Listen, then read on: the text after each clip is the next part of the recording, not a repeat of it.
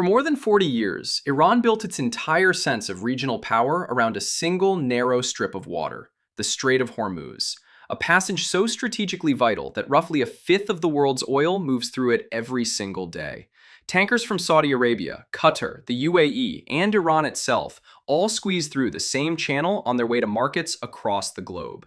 And for decades, Tehran treated that channel like a loaded gun pointed at the world economy. Every time tensions rose, every time sanctions tightened, every time Western pressure increased, Iranian officials would remind everyone of the same thing. We can close the strait. We can choke the world's oil supply. Don't push us too far. It worked. For a long time it worked, because closing Hormuz was seen as such a catastrophic, unthinkable move that just the threat of it was often enough to make other countries hesitate. Iran never needed to actually pull the trigger. The fear alone did the job. Threats only work as long as the other side believes you're willing to follow through, and as long as no one calls your bluff. This year, someone called it. After months of a grinding conflict, after Iranian forces mined parts of the strait, attacked commercial ships, and tried to choke off traffic, the United States did something Tehran did not fully see coming. Washington didn't try to force its way through the strait by fighting past Iranian defenses. It didn't simply send in more jets and more missiles. Instead, American forces flipped the entire chessboard. They stopped trying to force the strait open by fighting through it. They started controlling who gets to use it at all. In practical terms, the United States Navy placed a blockade, not on the Strait of Hormuz itself, specifically on Iran's own ports. Ships heading anywhere else through that channel could keep moving freely, but any vessel tied to Iranian ports, any tanker trying to load Iranian oil, any ship trying to move goods in or out of Iranian coastal waters found itself facing American warships standing directly in the way. Think about what that actually means. For 40 years, Iran held the world hostage with the threat of shutting the strait. Now the United States has effectively shut it, but only for Iran. Everyone else sails through untouched. Iran, the country that built its entire strategy around controlling that waterway, is now the only nation blocked from using it freely. That is not just a military maneuver. That is a message. And it is a message the Iranian regime will not be able to shake off easily, because it strikes at the exact thing that keeps that regime alive. To understand why this blockade matters so much, you have to understand something most people don't think about when they hear news from Iran. The Islamic Republic is not just a government. It is a fragile balancing act between three groups who don't fully trust each other, but need each other to survive. At the top, the religious and political leadership, the clerics who claim ultimate authority. Below them, the Islamic Revolutionary Guard Corps, the powerful military and economic organization that actually controls most of the country's security forces, weapons programs, and enormous chunks of the economy. And underneath both of them, the Iranian people, tens of millions of ordinary citizens who've spent years living through inflation, shortages, and repression. Here is the uncomfortable truth about how that system actually works. The clerics do not stay in power because the Iranian population loves them. They stay in power because the Revolutionary Guard is willing to enforce their rule, sometimes violently, against the population. And the Revolutionary Guard doesn't do this out of pure loyalty or ideology alone. It does it because the regime pays for it. Salaries, weapons, privileges, business empires. All of it flows from one main source: oil money. Iran has kept selling oil despite years of international sanctions, mostly through channels designed to dodge Western tracking. That oil money is the lifeblood of the entire system. It funds the security forces. It funds the missile programs. It funds the network of allied militias across the region. And critically, it funds the loyalty of the very organization that keeps the regime safe from its own people. So when American warships start blocking tankers from loading at Iranian ports, they are not just disrupting trade. They are cutting the artery that keeps blood flowing through the entire body of the regime. This is why the blockade is more dangerous to Tehran than another round of airstrikes. Bombs damage buildings and equipment. A blockade damages the money. And money is what buys loyalty in a system built on fear and payment rather than genuine popular support. The legal framing of the operation was specific and deliberate. This was not a shutdown of international shipping in the strait. It was not blocking countries like China, India, or European nations from using a critical global passage. Vessels tied to Iranian ports and Iranian coastal waters were the target. everyone else could pass freely. That distinction matters enormously, both legally and strategically. Under international law, blocking a major international strait entirely would be an extremely serious and legally shaky move, something that could turn much of the world against the United States. But enforcing action specifically against a hostile state's own ports during an active conflict is a different legal category. It is harder to challenge internationally, and it puts Iran in an awkward position. If Tehran calls this illegal piracy, as its officials quickly did, it invites the obvious question. Why would a country with a legitimate case need to misrepresent the situation to make its argument?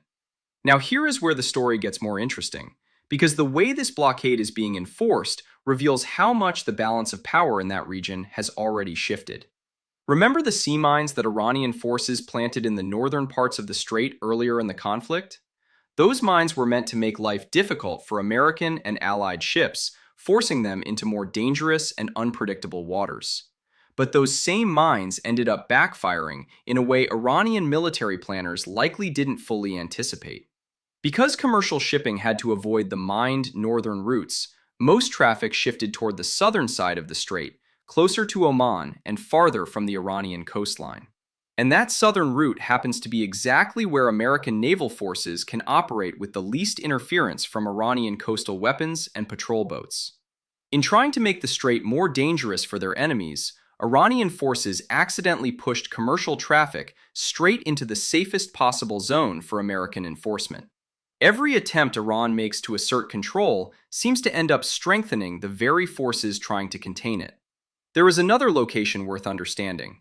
Iranian forces had been using a small island position in the strait as a kind of checkpoint, stopping and harassing tankers, effectively demanding compliance to pass through international waters. Some analysts compared it to a toll booth run by armed guards, except the toll wasn't really about money, it was about control. About proving Iran still had the power to dictate who moves through this waterway. Under the new blockade arrangement, most ships aren't sailing anywhere near that checkpoint anymore. They're moving through the southern corridor. The toll booth is still standing. The guards are still there, but there's almost no traffic left to stop. It is hard to imagine a more visual symbol of a regime's fading grip on the very leverage it spent decades constructing. Watch how the Iranian government has responded publicly to the blockade, and pay close attention not to what they're saying to the world, but to what they're saying to their own people, because there's a very important difference. Shortly after the blockade began, Iranian state media released animated propaganda footage showing an American aircraft carrier being sunk and missiles supposedly overwhelming U.S. defenses. On the surface, that looks like typical wartime bravado. But think about who that video is actually for. It clearly isn't meant to convince American military planners of anything. Nobody in the Pentagon changes strategy because of a cartoon. Military decision makers rely on intelligence reports and real battlefield outcomes. So who is that video really for? It's for the Iranian people. A message aimed inward, not outward. A population watching power outages spread through their cities, watching the value of their savings collapse, watching medicine prices rise, watching their military take heavy losses. They need something to hold on to. That video isn't a threat to America. It's reassurance to Iranians that their government is still strong, still winning, still in control. And the more elaborate and dramatic that kind of propaganda becomes, the more it usually reveals about how uncertain the people producing it actually feel behind closed doors. The same pattern shows up in statements from Iranian military spokespeople. One naval spokesperson declared that no port in the Persian Gulf would be safe if Iran's own ports were threatened. On paper, that sounds like a powerful, aggressive warning. But ask yourself, why would a military force genuinely confident in its ability to strike enemy ports need to announce that plan in advance? A force that truly believed it could carry out that threat would typically act first and let the results speak for themselves. Announcing intentions loudly ahead of time is often what forces do when the threat itself is the only weapon they have left. And there is real evidence behind that idea. Sustained conflict has already devastated much of Iran's naval capability. Fast attack boats, coastal missile batteries, and patrol craft have been steadily destroyed throughout the fighting. The gap between what Iranian officials are threatening and what their forces can actually deliver appears to be widening with almost every passing week. For over 40 years, the Iranian regime built its entire sense of regional power around control of a single, narrow waterway. It treated that control as an unshakable source of leverage, something the rest of the world would always have to respect and fear. Today, that waterway remains completely open to the entire world. Every country, every ship, every trading partner, except for Iran itself. A nation that spent generations positioning itself as the gatekeeper of one of the world's most critical shipping routes has become the only country actually locked out of it. The gun Iran once pointed at the global economy hasn't disappeared. It's still there, still capable, still real. But the hand holding it has changed. And that single shift, quiet, deliberate, and devastating in its long-term implications, may end up mattering more than any single missile fired throughout this entire conflict. Wars are rarely won purely through firepower. They are won by whoever controls the resources the other side truly cannot survive without. And right now, in the waters of the Persian Gulf, that control has changed hands.